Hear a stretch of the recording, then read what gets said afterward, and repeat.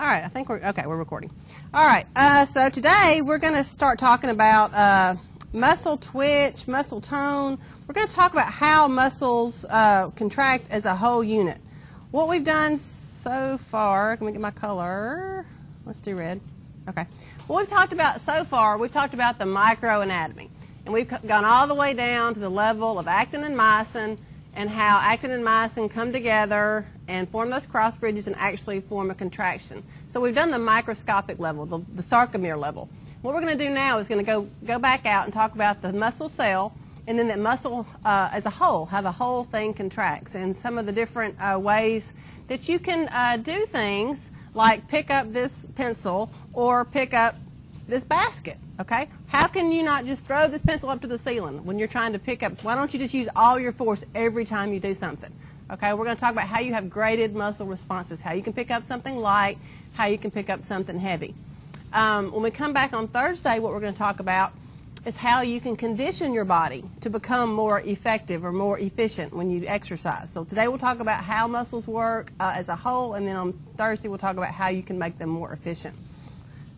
Let's see, let me get my, go away. Why isn't it,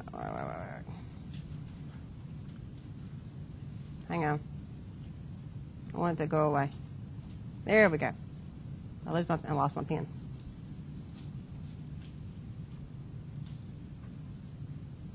Okay, so one thing I didn't talk about when we talked about the neuromuscular junction and neurons, I didn't use the word motor unit, or if I did, I didn't really explain what that meant. So we're going to start today with what a motor unit is. And a motor unit is basically the motor neuron, which is what we drew 1,000 times before spring break, okay, a motor neuron, and all the muscle fibers, remember muscle fibers and cells are the same thing, that it supplies, okay? So the motor unit is one neuron and the muscle fibers that it supplies. And I've got a picture of that, so hang on just a second. So this is an example of two motor units. You've got the purple one and the red one. And you can see in the purple one, this motor unit is one neuron, and it goes to two muscle cells. This other motor unit, number 2, is one neuron, and it goes to 3 muscle cells. And what you'll notice is motor unit 1, it doesn't go to this one and this one. It kind of spreads itself amongst the muscle. Remember, this is the whole muscle, this is a fascicle, and these are the individual muscle cells. And so your motor neurons spread themselves throughout a fascicle. And what you'll find is motor units will contract or will send their signal asynchronously. That means they don't do it at the same time. So if you want to pick, if you're doing something, if you're using your muscle, motor unit 1 may fire off, and these muscle cells may contract. Okay? When they start to relax, motor unit 2 may fire off, and they'll start to contract. That kind of gives parts of your muscle a break. You're not totally using the whole muscle at the same time. You're giving different parts of the muscle a break. Or if you need to pick up something really, really heavy, if you need to use a lot of force, both motor units at the same time may fire off so that you're contracting everything. And I'm going to show you that as we go along. But this is what a motor unit is. Now, for those of you who've looked at the case study that's due in a couple of weeks, the one about polio, I'm going to kind of give you a hint, right now. All right, what we have not talked about yet, okay, is basically the nervous system. And so this is a cross-section of the spinal cord. And when we talk about the nervous system, we typically divide it into gray matter and white matter.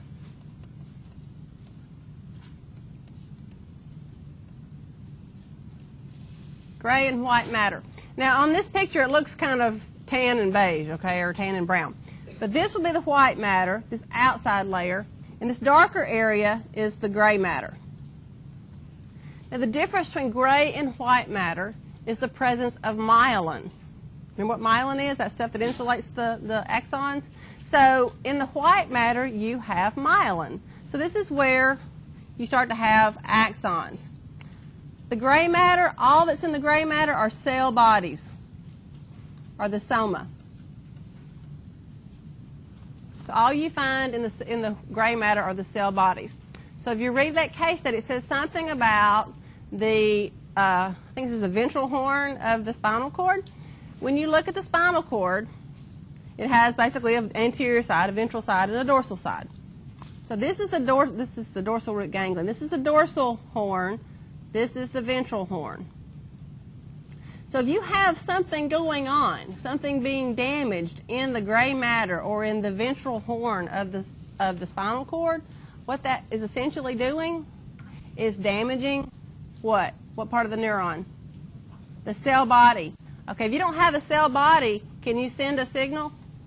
No. Okay, so there's your hint. So go back when you start reading that case study, thinking about it, there was kind of your hint about what's going on. Okay, so I kind of did some of your pre-research for you because we haven't gotten to that, but we'll talk about it more when we get to the nervous system.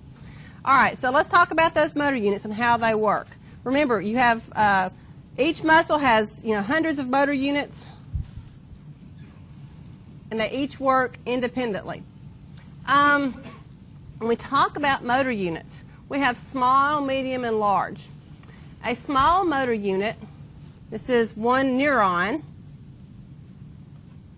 Neuron, that's right. To muscle cell or muscle fiber, to 10 muscle fibers. And this is large motor units are one neuron to maybe 1,000 muscle fibers or muscle cells. Small motor units are found anywhere where you need very fine movement or real dexterity or quick movements. You need rapid recovery. You need it to be able to move pretty much continually and quickly. So, for example, your eyes. Your eyes are constantly moving. Okay. What I want you to do real quick for me, look at your neighbor, pick up a piece of paper, and I want you to read something to your neighbor. And I want your other neighbor to look at your eyes. So do that with me real quick. Just get a neighbor. One of you read. I want you, whoever's not reading, I want you to look at the other person's eyes. Do that for me. You have to look at somebody's eyes.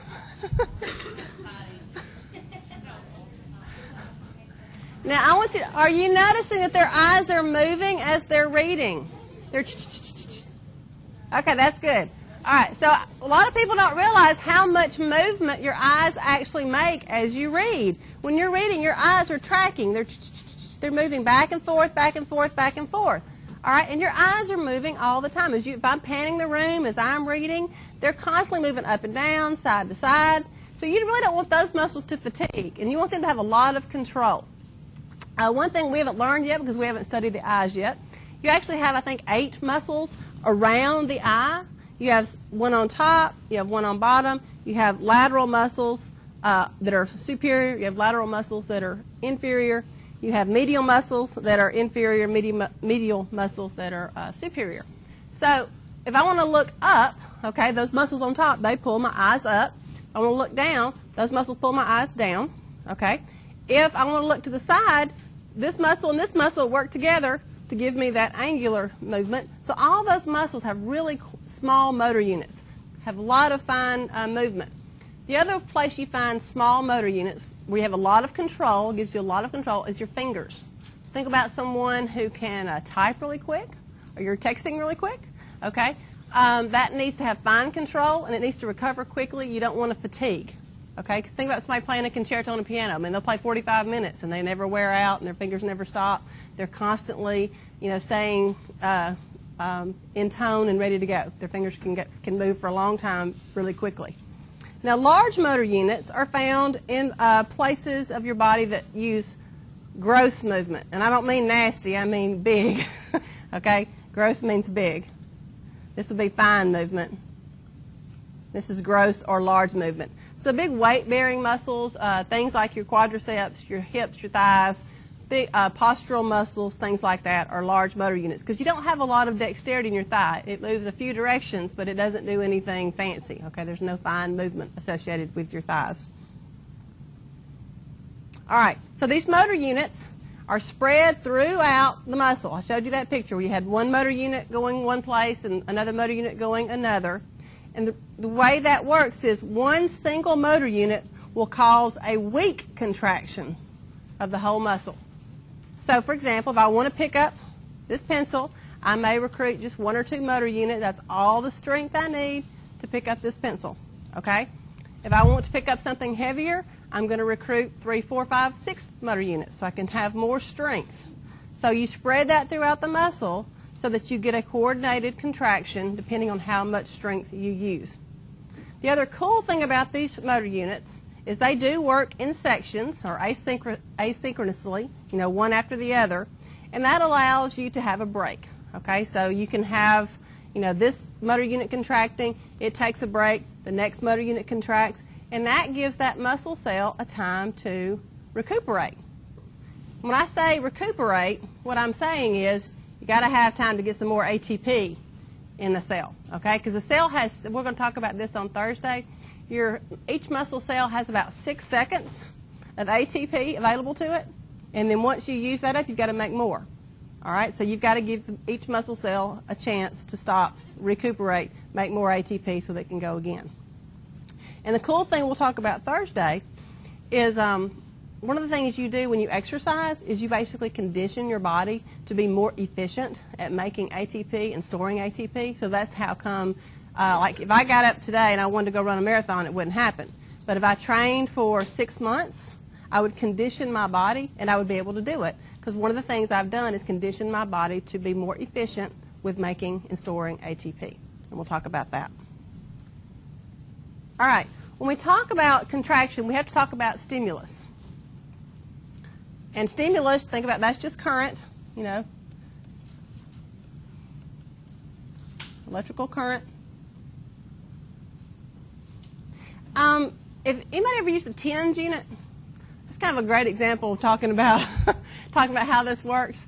When we talk about muscle contraction, basically what we're talking about is we're sending, a signal, okay, from our brain through our spinal cord to our muscle. We're sending an action potential. Thank you. Electrical stimulus. All right. Now you can do that externally. That's what a TENS unit does. It basically sends a jolt of electricity through your skin into the muscle and causes it to contract. If you've never done one before, it's a really weird feeling. Okay, so you'll put the TENS unit on, it'll send the signal, and your muscle will just contract. Okay. And one of the things that they do when you do a TENS unit, because they're usually trying to repair a muscle or recuperate a muscle or help you rehabilitate a muscle, is they'll put the TENS unit on and they'll say, okay, we want you to tell us when it's no longer comfortable. Okay? So you're like, okay. So they put it on and they start cranking up the voltage. All right? And at first you just kind of, I don't really feel anything. And all of a sudden you'll feel the muscle start to contract. And of course, you want to be big and tough. You're like, oh, I can handle this. Go ahead and crank that sucker up. So they crank it up, and all of a sudden your muscle just seizes that. Like, okay, I give. That's too much. All right, so what they do is they turn it back down. And what they're trying to do is just have it so it's a pulsating contraction of that muscle, letting it contract, letting it relax, letting it contract, letting it relax. And what they're doing is giving you an external stimulus to cause that. Well, your brain and spinal cord do the same thing. So the more stimulus you send to the muscle, the more it contracts, the more forcefully it contracts, just like a TENS unit. So those of you who've used a TENS unit know what I'm talking about. I need to bring one to class one day. I've got one, and use a guinea pig and let you see what that feels like. But it's very. Yeah, they put those electrodes on you, and they'll send the current through and make your muscles contract. And usually they're helping you rehabilitate those. I know when I had neck surgery, when they do your neck surgery, they actually cut the sternocleidomastoid. Think about how long that muscle is. Really long. They just basically cut it in half. They have to put that sucker back together. All right? Well, you've got to rehabilitate that so that muscle is, because you've got a weak point now. And so you put a little TENS unit there to help rehabilitate that muscle because you use it a lot. And so that's one of the places that they'll help you rehabilitate. So anyway, so what you have to have is a stimulus that will cause a contraction. And that's called a threshold stimulus. So it's the amount of voltage in millivolts that's required to stimulate an individual muscle fiber. And when I say stimulate, I mean it's enough electricity to cause it to contract. Okay? So a subthreshold stimulus, you may give a voltage, you may give a jolt, but nothing happens. So it's subthreshold. It's not enough to cause contraction. Okay? So if we were to plot this out on a graph, so this would be millivolts over here. So if you gave a stimulus and nothing happened, your muscle didn't contract. You gave another stimulus, nothing happened, your muscle didn't contract.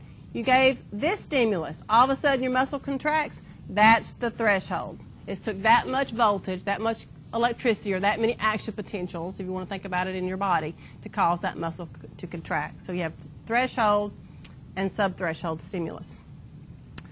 When you have maximal stimulus, that means you've given it everything you've got. You've given it the threshold stimulus, and the muscle contracts.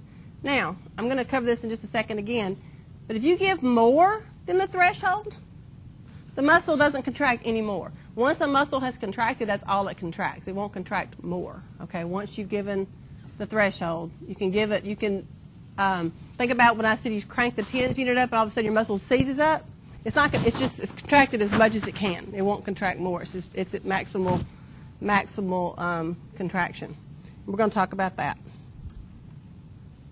Okay. Another word we're going to talk about is twitch, and we tend to use twitch in our everyday lingo. When you're like a twitch in your eye or something. Somebody's got a tick. Okay, but the physiological definition of twitch is when a single muscle fiber contracts when its threshold stimulus is reached. So if you stimulate a single muscle fiber, just give it one little pulse, and that's enough to reach threshold, and that muscle fiber contracts, that's an actual twitch. So how we use twitch in our everyday language isn't that twitch I want you to learn for the exam. Okay? So twitch is just a single muscle fiber contraction. Again, once you reach the threshold, so if you give this many stimulus, nothing happens, nothing happens, nothing happens. Once you reach threshold, the muscle cell will contract. It's all or nothing. So once it reaches threshold, the muscle will contract. What is a cramp? What causes a cramp? We're going to talk about that, but basically a cramp is when you've basically depleted your ATP. So think about rigor mortis. What happens with rigor mortis? You depleted your ATP. Calcium's not being able to be pumped back into the sarcoplasmic reticulum. Staying bound to troponin. Troponin and tropomyosin shape change is still occurring. Actin and myosin still bind.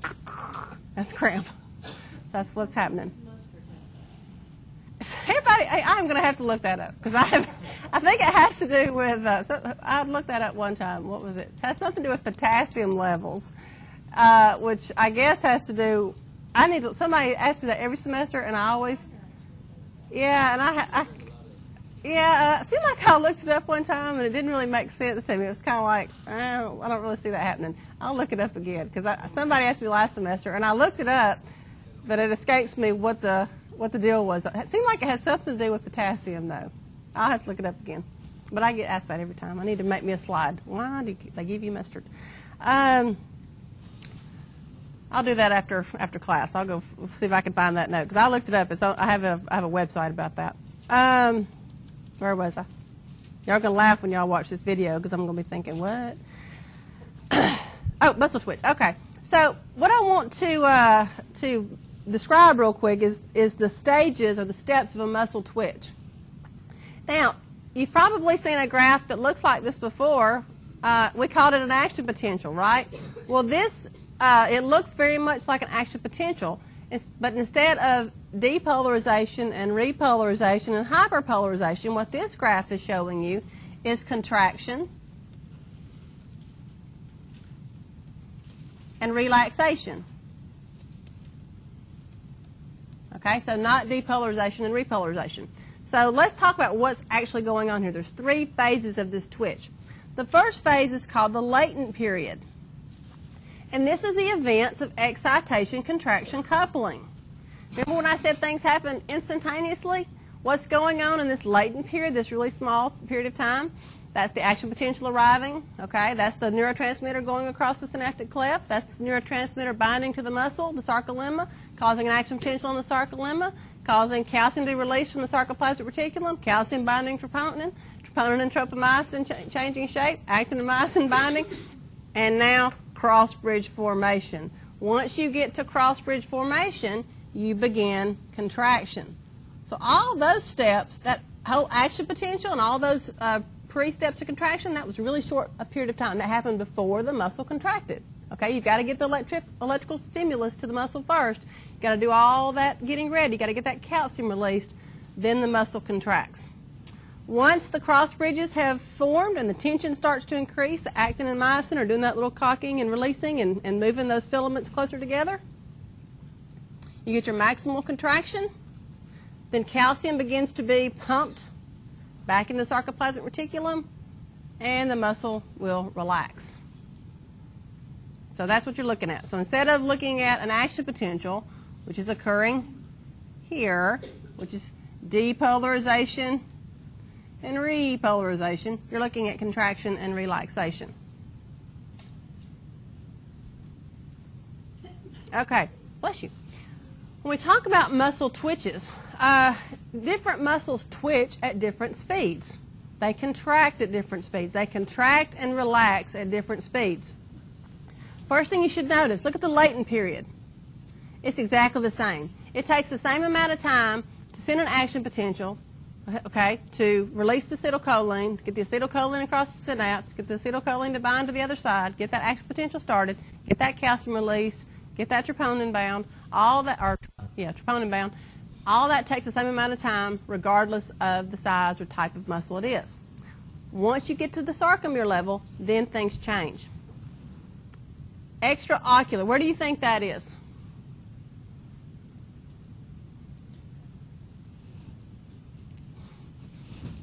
Eyes. Okay, the lateral rectus. These are your extraocular muscles. These are really, really quick muscles. Okay, they're moving your eyes really, really quickly.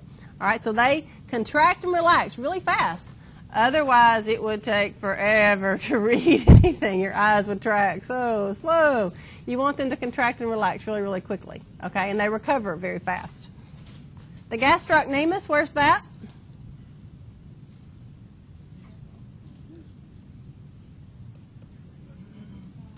It's your calf muscle. It's a little bit faster. It contracts and relaxes a little bit faster. And so think about it. I mean, that's about as fast as I can do that, okay? I can't really do it any faster. I can't raise up and lower my heels any faster than that. That's using that muscle. So it takes a little bit of time to contract and relax, okay? You can't just, make a really quick movement like you can your eyes. It takes a little bit longer. Where's the soleus? You guys know that yet? It's underneath the calf. It's under the calf muscle. And it's a little bit slower. And one of the reasons it's really slower is your gastrocnemius is actually used more for the movement of your leg, like raising your heels and use it in walking. The soleus, it helps the gastrocnemius, but it's also a little bit more of a balance muscle.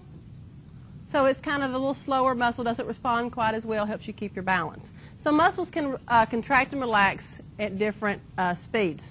Typically, anything that's fine movement has small motor units. Okay, so your fingers, small motor units, and fast muscles. Think about how fast people can play the piano.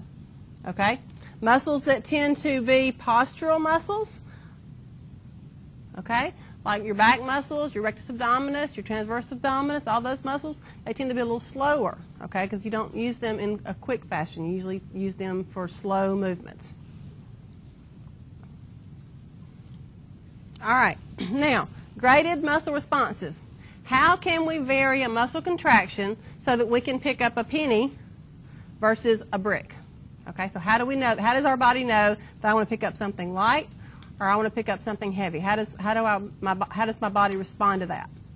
There's two ways to grade a muscle response, or to make a response be either strong or really strong or not very strong at all. You can either change the frequency of the stimulation, okay, or you can change the strength of the stimulus. So let's go back and think about that TENS unit. All right, if you put that TENS unit on your skin and say this pretends every time I hit my skin, this is a stimulus. All right, every time I do that, my muscle contracts. Okay? Now, I can do it a little bit faster, and it'll stay contracted a little bit more. It'll contract a little bit harder.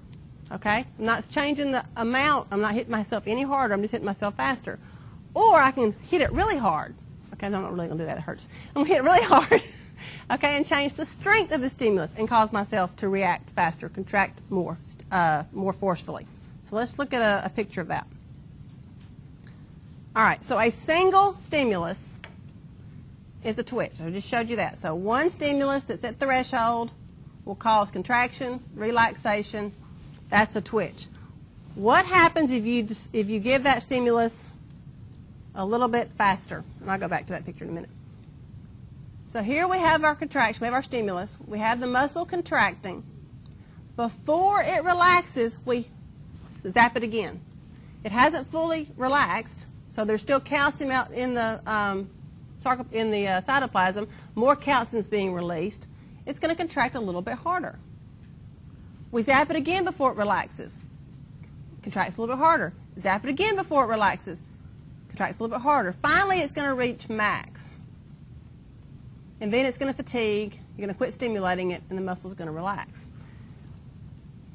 Why does it reach max? All right, let's think about that. Let's go back to our original thought of those sarcomeres. All right, so the first time you zapped it, those sarcomeres shortened a little bit. And as they started to release, you zapped it again. They contracted more. Before they started to totally relax, they contracted more. Before they could relax again, they contracted more. Eventually, they can't contract anymore, okay? My fingers are interlaced now. There's no more room for the sarcomere to contract. It's fully contracted. It can't get any shorter. So you can only stimulate it so long before it reaches its maximal contraction. So what's happening when you do that? When you increase the frequency, you don't give the muscle time to completely relax. So that means that calcium will continue to accumulate in the cytoplasm, and you'll get something called incomplete tetanus. And I'm going to talk about that just a second. So what if we give the stimulus, go, really fast? We give it so fast that the muscle never has time to relax. So this time we've reached threshold, we've zapped it, and then we just zap, zap, zap, zap, zap, zap, zap, zap, zap, zap. Not any higher in the voltage, just the speed or the frequency of the stimulus. We never give it a chance to completely or even to start relaxing, and it finally reaches its maximal contraction. This is called fused tetanus. So tetanus is another word for contraction or full contraction. So when you have complete tetanus, that means you've given the stimuli so quickly the muscle never has a chance to relax until you quit stimulating. Calcium goes back into the sarcoplasmic reticulum and the muscle relaxes. Now, this is where people get a little confused. They've seen this word before. Okay? When have you seen that word before? You get a tetanus shot. Okay, tetanus that you get the tetanus shot for and tetanus with a muscle contraction are not the same thing. The vaccine you're getting, okay, is for a bacteria, okay, that produces a neurotoxin. And that neurotoxin basically causes a sustained contraction. It causes a tetanus. The neurotoxin causes a sustained contraction or a tetanus. It's called lockjaw. And so what happens, you get this bacteria, if you haven't had the vaccine, and the neurotoxin will basically affect the muscles, and it causes your muscles to seize up. And if you were ever to see Google a picture of a patient with tetanus, like back in the 1800s, there's always this very representative picture that you'll see. Like here's a bed, and you'll see the patient, and here's their feet. That's their heels. So their legs, their body, and their head. Only their heels and their head are touching the bed. Okay. When every muscle in your body seizes up at the same time, it causes your back to arch. And so that's when that was a very representative way. That's what tetanus looks like, and it's very painful and also very fatal. So that's why we take tetanus shots. But don't get confused when on the exam it talks about tetanus. What I'm talking about, okay, is a fused contraction. You're giving stimulus very, very quickly. If I say something about a neurotoxin, I'm talking about the disease tetanus, okay? The disease tetanus got its name because it causes a sustained contraction, all right? So we don't get a vaccine so that we don't have fused contractions in our body. We still do that. We have tetanus all the time. If I wanted to, for example, lift up this table, I'm sending a lot of stimuli to my muscles right now, and they are completely locked up. My biceps are completely locked up. They're in tetanus right now, but I don't have some fatal disease, okay? I don't want you guys to get confused about that.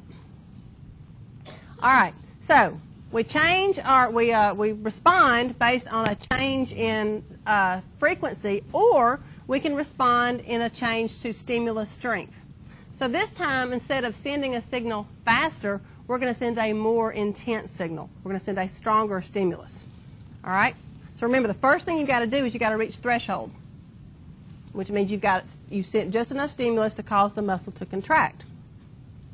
Now, what I want you to, let me go ahead and go to the picture. When we look at, this is a whole muscle, okay? Each one of these circles is a muscle cell, okay, or muscle fiber. And what you're looking at is you're looking at recruitment of motor units. Now, all motor units don't have the same threshold. All right, so let's go back to that original picture when I had, here was the spinal cord, okay, here was my muscle cells. So let's say this is motor unit 1. It goes here and here. Motor unit 2 goes here. And let's just make one more. And goes here. Now it may be, let's say this is 1, 1, 2, 2. It may be that motor unit 1 has a threshold stimulus of, let's just say, 2 volts. So once you give enough, you give 2 volts, these two will contract, okay? That's their threshold, so they're going to contract. Now, what about motor unit 2? Its threshold may be 3 volts. So if you then increase the stimulus to 3 volts, right, motor unit 1 is still going to contract because you've reached its threshold. It's still contracting, and now you're recruiting, in addition, motor unit 2. So now you have both motor units contracting. So let's look at this diagram. So here we have, this is our muscle. Those are our muscle cells, muscle fibers. We're giving a stimulus. It's not threshold. Okay, it's not enough to cause anything to happen. We give another one. It still hasn't reached threshold. Nothing's happening. Finally, we give a stimulus that is a threshold for this one, this motor unit number 1.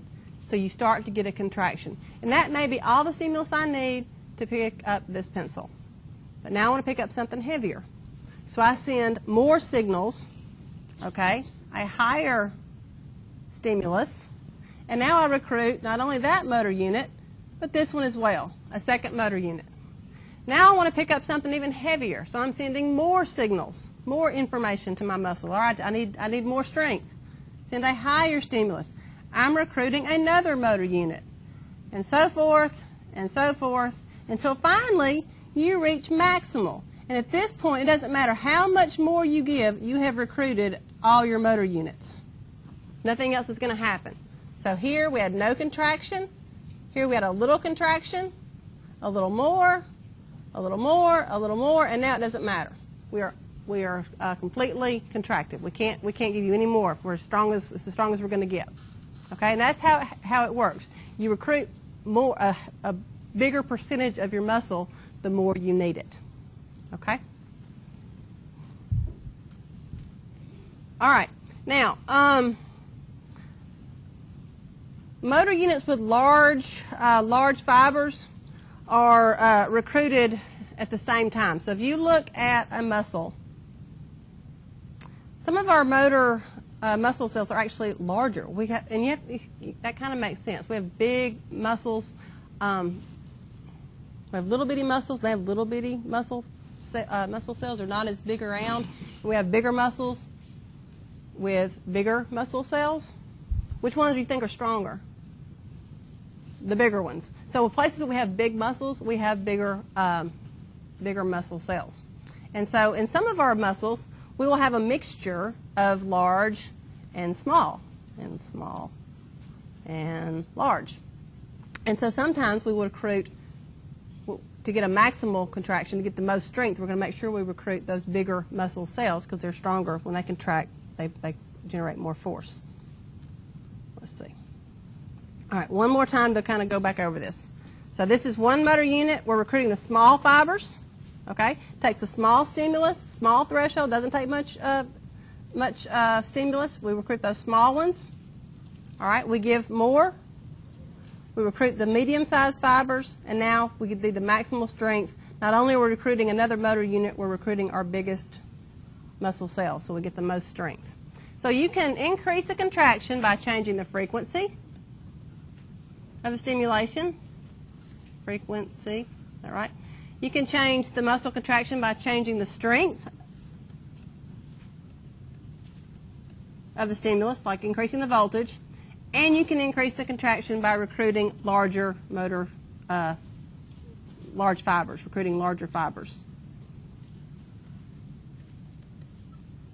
So there's 3 ways to increase the amount of strength you use for a muscle.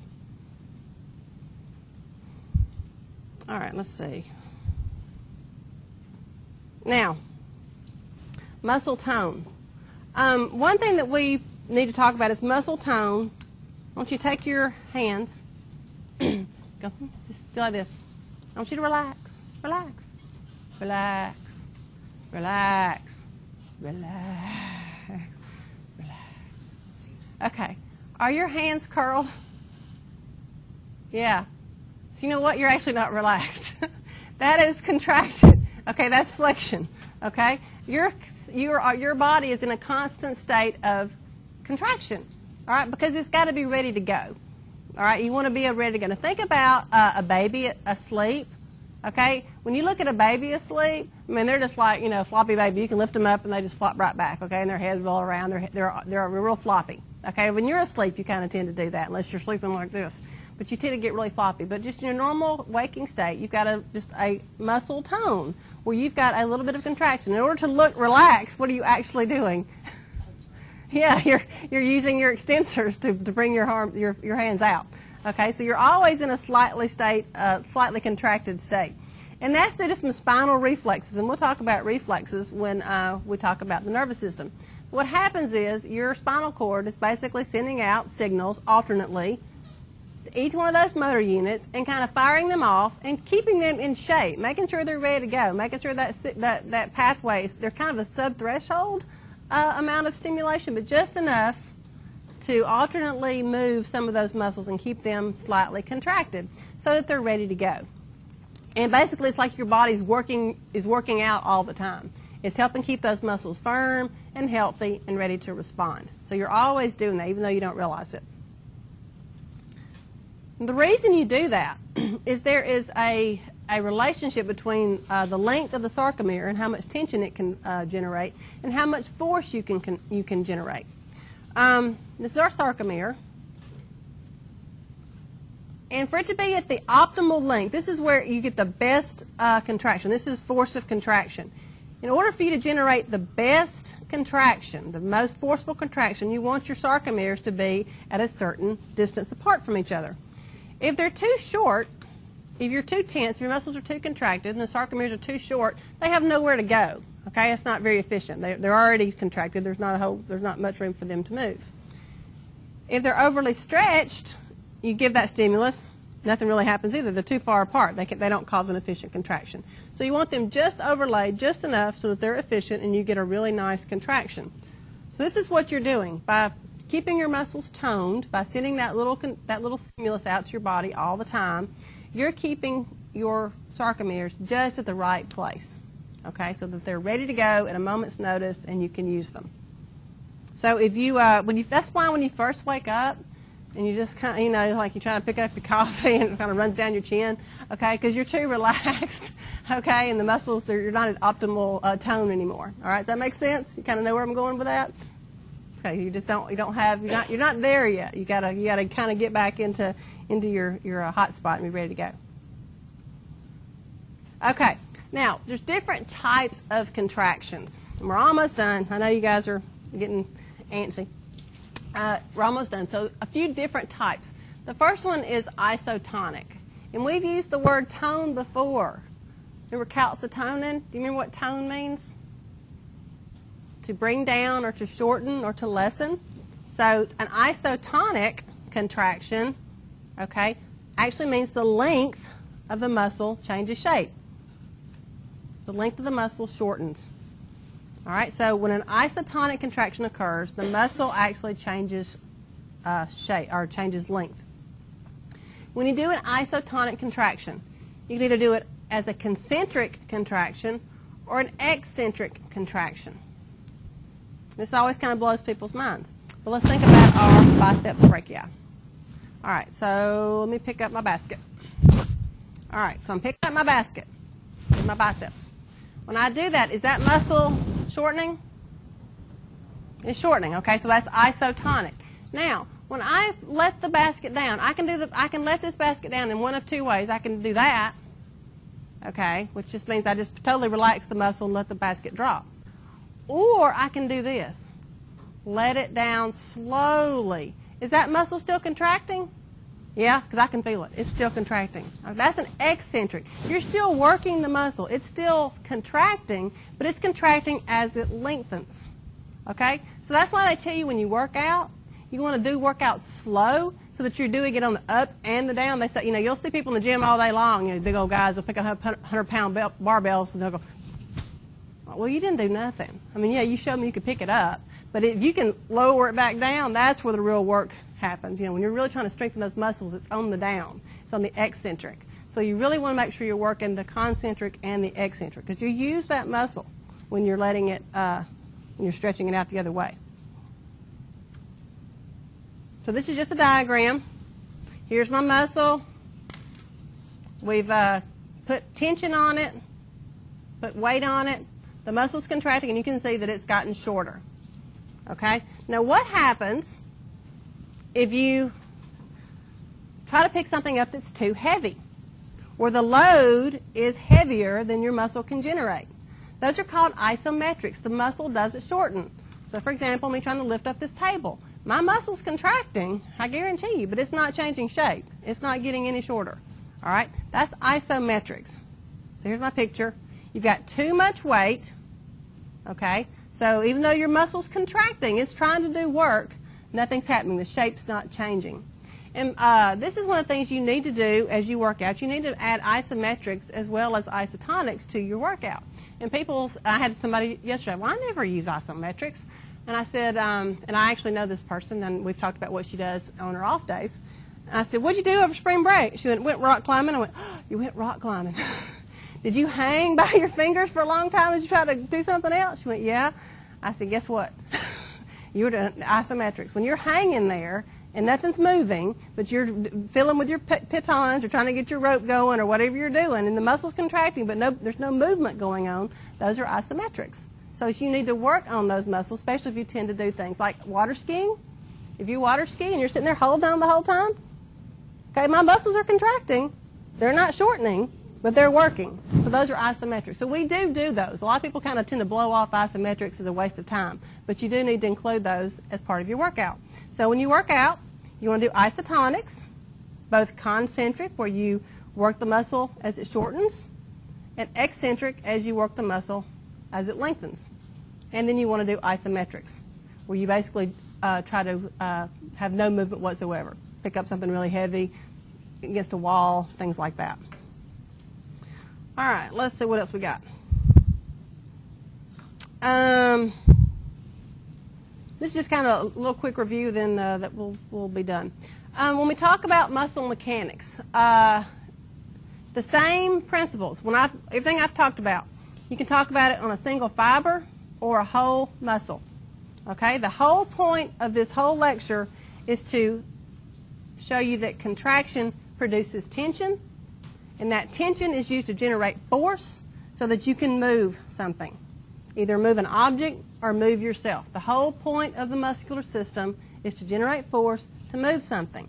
Not only skeletal muscle, okay, but cardiac muscle, when it contracts, it's generating force and it's moving what? Blood. All right, smooth muscle, when it contracts, generates force, it's moving food, urine, maybe eggs down the fallopian tube, whatever. There's some kind of force being generated to move something through a tube. All right, remember, when you contract the muscle, it doesn't always mean to shorten. Okay? You can contract a muscle isometrically, and it won't shorten at all. It still generates tension, still generates force, but it's not enough to cause movement, so no movement.